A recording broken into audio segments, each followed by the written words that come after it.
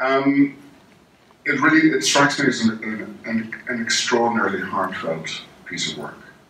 And to bring us into Emily Dickinson's world in that way, there must have been a huge amount of her life and her being that you identified with. And what was it in particular that drew you to her in the first place, to tell her story? I first heard her poetry when I was 18 on Granada television. They used to have these little 15-minute documentaries, and one was on her. And it was Claire Bloom reading Because I Could Not Stop for Death. He kindly stopped for me. So I ran out and got a very small anthology and read it. I didn't really take it in. I was only 18. And many years later, I thought I'd like to revisit these poems. So I did, and found out this extraordinary life that she led. You know, that it would appear that nothing happened. You know, she went to seminary. She was so homesick, she was brought back home. It's only 10 miles outside of Amherst, but she was ill with homesickness.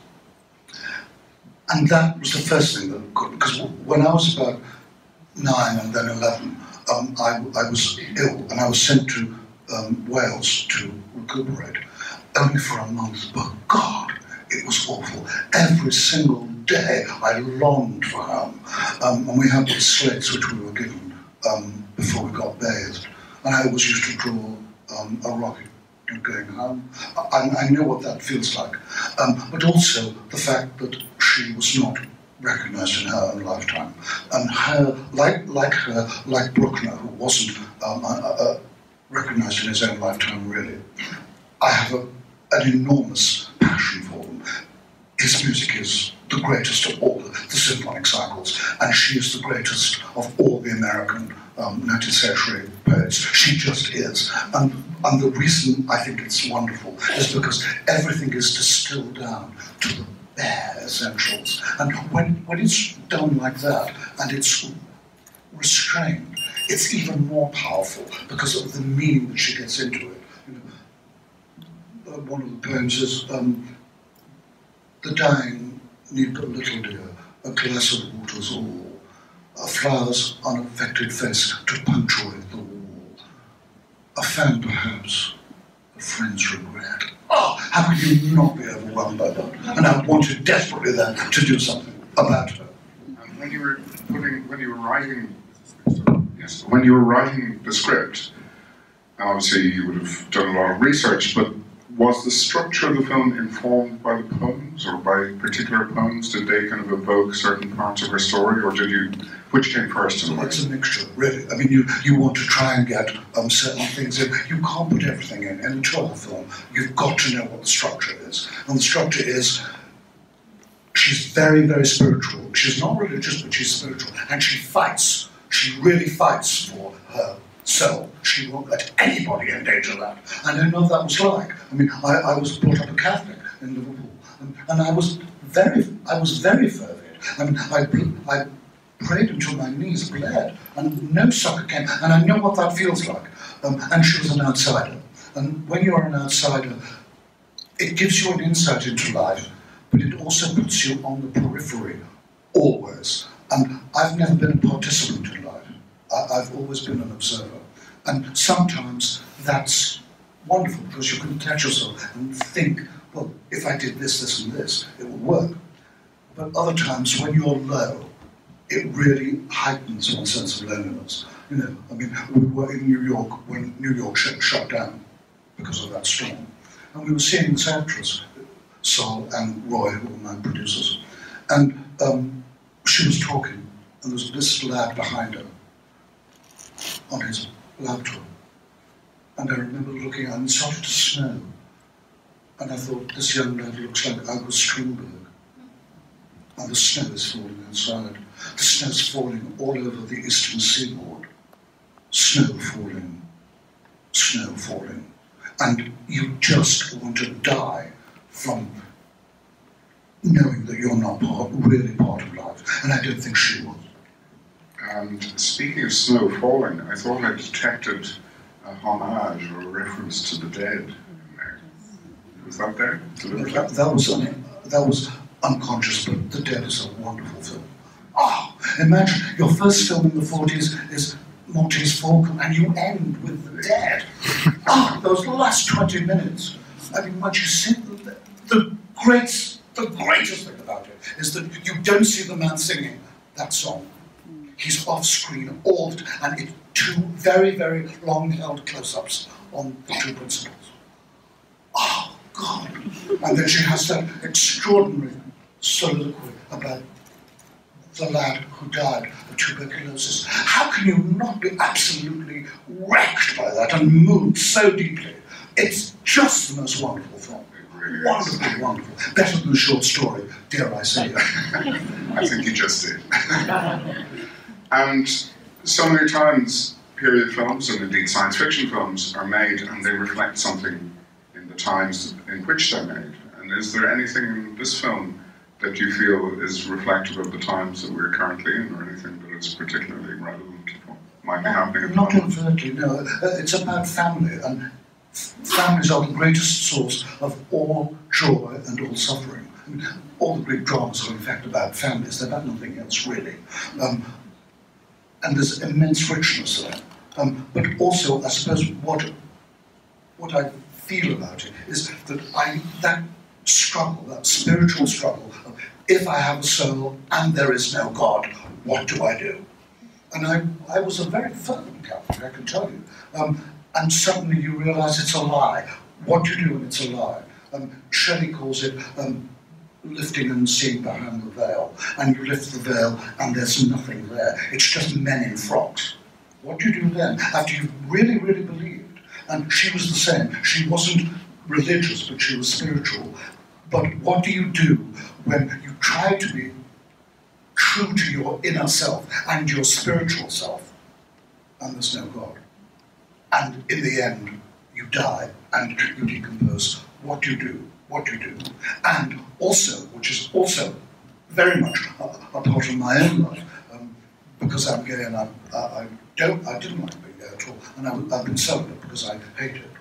But she longs for the man who will come. And she says, the looming man in the night. And all those words are hers. Let him come before the afterlife. Please, let him not forget me. And I know what that's like. You long for someone to come and say, I love you. That's all you need that more than anything else. But of course, if that had happened in real life, she'd have probably been terrified. Because those days you could die in childbirth. What do you do in the face of that? So I know what those things feel like. And that's why I responded, I think, to her life and to the poetry. And do you think it was some kind of perfectionism or some kind of overly accented idealistic state that made her so hard on herself and on others? Yes, but in a way that's what's powerful. Those days, both men and women had very deep relationships with each other that were passionate, but were not sexual. But the point is, when it's that deep and passionate, and that is not returned, you feel betrayed, and she feels betrayed. She feels betrayed by Vryling getting married, and it's not a betrayal. That's what people do. Vryling says to her, we'll do it in the end, but we know that she won't, because she's actually terrified of real life, That's what makes her so interesting. Someone who wants something, but is terrified in case she gets it. Because who said it? Beware of your dreams. They might actually come true.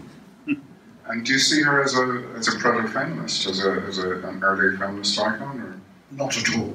It's Vryling who's the proto-feminist, and that's completely in my invention. I saw a photograph of Vryling Buffin when she was about 40, and she looks like a sideboard. I've never heard a joke in her life. And I thought, someone with a name like that, she's got to be fun, and she's got to be the one that encourages rebellion. But even she says, don't go too far. You mustn't go too far.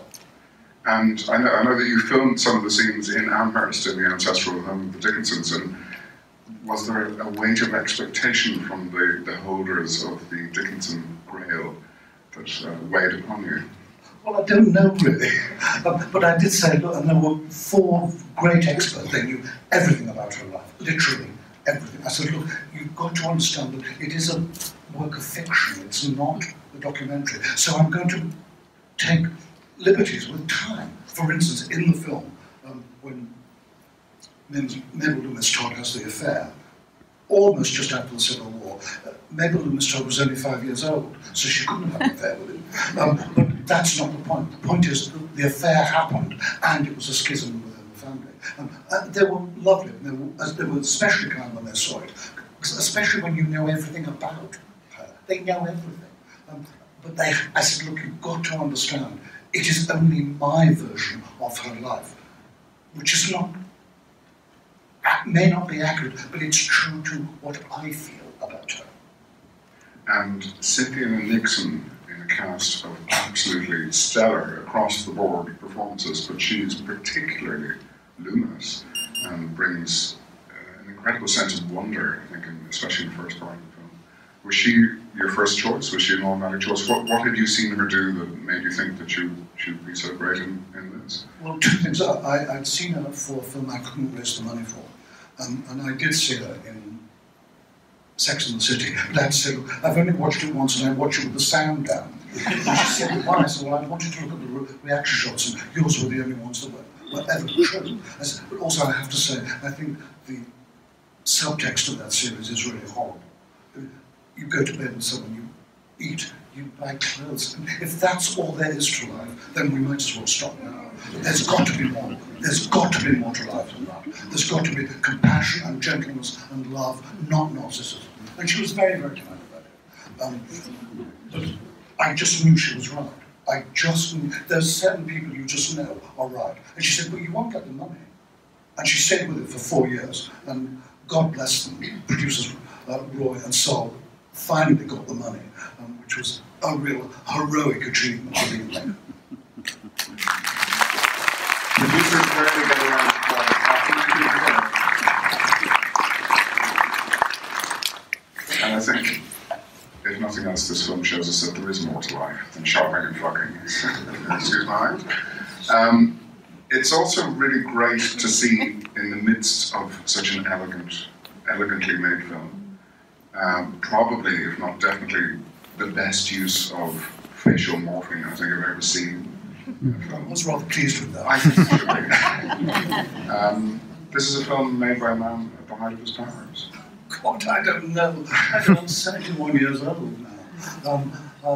I'm older than God, but without any of the influence. I don't know. I don't know.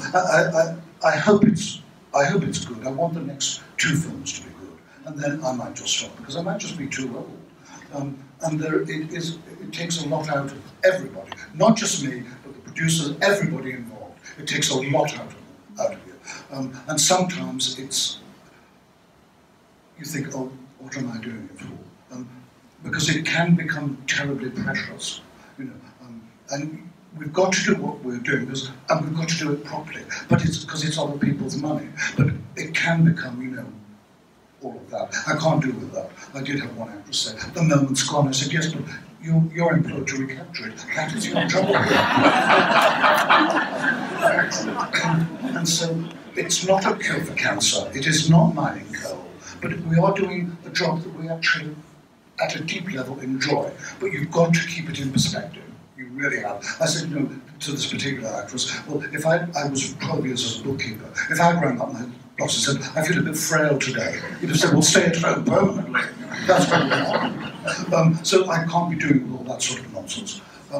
Luckily, that only happens very, very rarely. This film was made without one hitch, without a single hitch. It was a joy every single day. It was a joy. Well, may you go on and make many more. That's right. And if Houston can make a film like The Dead from a wheelchair wearing an oxygen mask, I think you're a long way in front of that.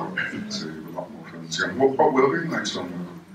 Well, I'm writing a film about Siegfried Sassoon, because he was one of the 3 great poets of the First World War. Wilfred Owen and Rupert Brooke, of course, were killed and he survived. But he was gay, who then married, and then at the end of his life became a Catholic, which is very, very odd.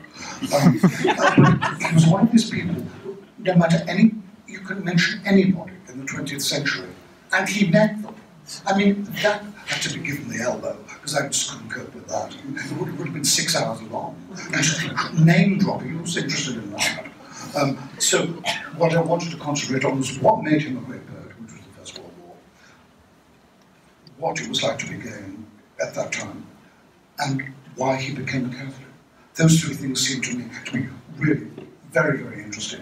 But ironically, when I was asked to do it, when I got into drama school, you had to do a piece of Shakespeare and a piece of your own choice. Well, I chose to do a poem that he wrote called Concert Interpretation, which was written in 1913 after the second performance of The Rite of Spring, which had caused a huge furore in Paris in 1912. But the English were far too polite to cause any kind of uproar.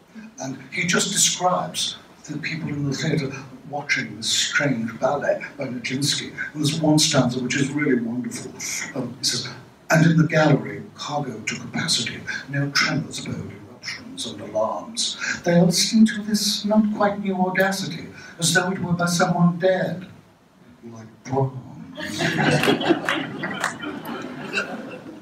We're no stranger to theatrical debacle in this country either. I'm going to throw it open to the audience, but before I do, I just, in case